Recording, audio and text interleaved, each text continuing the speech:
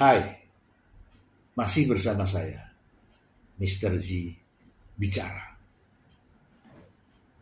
Tentu saja bicara tentang kebenaran, berdasarkan fakta, data, dan realita. Teman-teman, sidang gugatan cerai Baim Wong kepada Paula Verhoeven sudah memasuki babak akhir. Tinggal menyisakan putusan yang kelak akan menjadi akhir dari perjalanan sidang. Teman-teman mungkin tahu ya bahwa perjalanan sidang ini begitu panjang, begitu melelahkan, begitu banyak menyita perhatian kita dan juga perhatian masyarakat banyak. Namun ada satu hal yang belum terpecahkan sampai saat ini, yaitu adanya dugaan, tudingan, atau tuduhan perselingkuhan yang dilontarkan oleh Baim Wong kepada Paula Verhoeven, yang katanya berselingkuh dengan seorang pria yang bernama Niko Surya. Suka atau tidak, jelas itu menimbulkan tanda tanya. Benarkah Paula Verhoeven selingkuh? Benarkah tudingan, tuduhan Baim Wong dan pengacaranya sampai begitu tega menjatuhkan harkat dan martabat Paula Verhoeven? Begitu banyak pertanyaan yang mungkin Anda juga tanyakan, termasuk saya. Pangkal dari persoalan ini adalah tudingan adanya perselingkuhan. Dan Paula Verhoeven sudah menyatakan bahwa itu tidak benar. Namun masih ada yang ganjil ketika sang lelaki yang dituduh berselingkuh ini tidak tahu kemana rimbanya. Oke teman-teman, sebentar lagi akan ada putusan dari pengadilan. Putusan dari pengadilan inilah yang akan mengakhiri perjalanan persidangan ini. Namun, di sisi lain, kita masih belum puas karena ketiadaan daripada Niko Surya. Bagaimana jika setelah putusan, dan putusan ini sudah dinyatakan sebagai mutlak yang harus dijalankan, namun tiba-tiba muncul sosok Niko Surya yang pada akhirnya mengatakan yang sebaliknya. Apakah putusan ini bisa dibatalkan? Putusan hakim tentu saja mendasari atas fakta-fakta yang ada di persidangan. Putusan hakim adalah hasil daripada keyakinan hakim ketika sesuatu peristiwa diajukan dalam proses persidangan. Bagaimana jika proses pembuktian namun masih menyisakan tanda tanya? Kemudian, karena masih menyisakan tanda tanya, lalu diambillah suatu keputusan. Kira-kira apakah putusan hakim yang sudah dibacakan bisa berubah? Itu menjadi tanda tanya ya teman-teman ya. Munculnya Niko Surya setelah kesimpulan dan setelah dibacakan putusan hakim, apakah dapat menimbulkan permasalahan baru?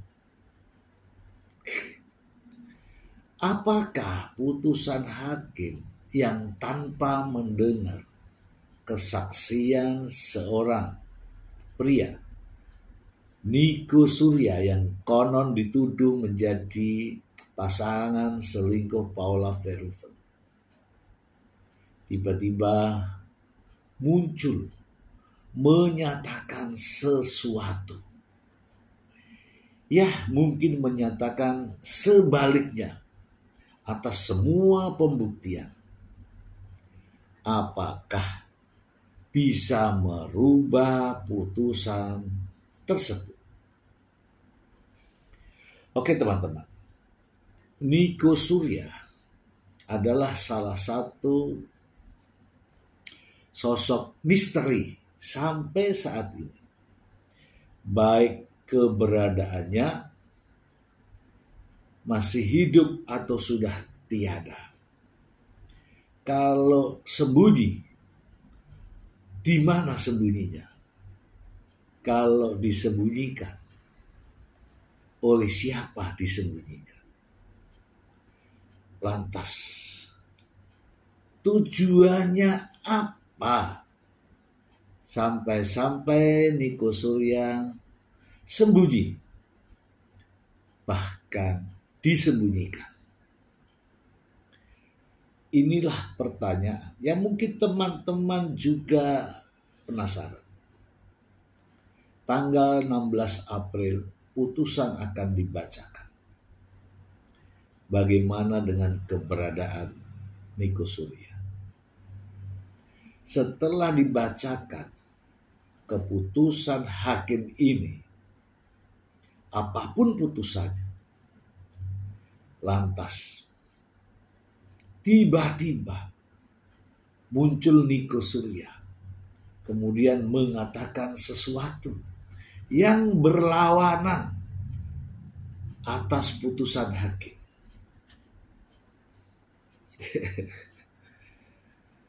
Ya teman-teman, kita tahu bahwa Niko Surya adalah teman baik Mbak Im Wong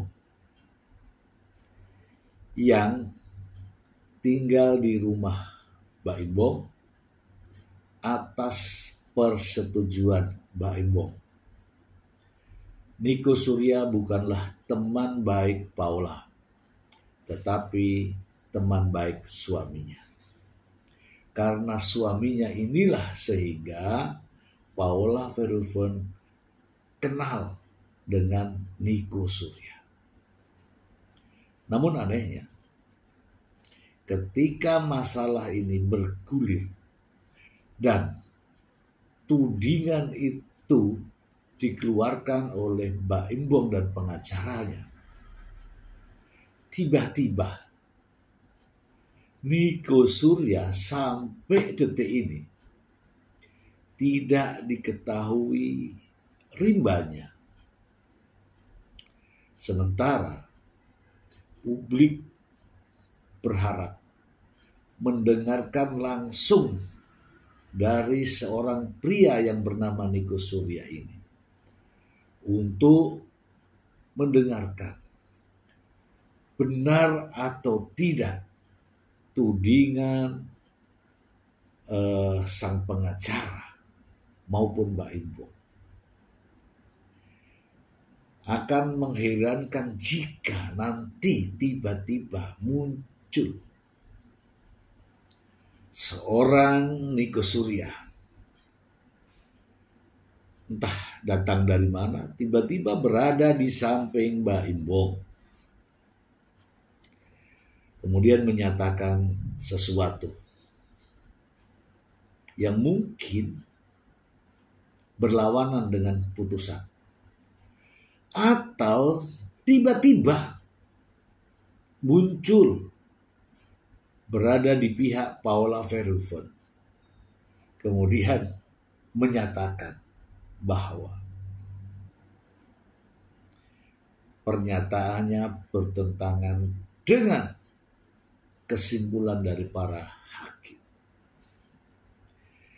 Nah, teman-teman, inilah masalahnya. Ketika kita semua tidak tahu keberadaan daripada Nico Surya, bahkan media sosial manapun tidak menemukan keberadaan Nico Surya. Para wartawan, para awak media pun tidak pernah menanyakan hal ini kepada Mbak Im Wong. Tidak pernah menanyakan hal ini kepada sang pengacara, Fahmi Bahmid.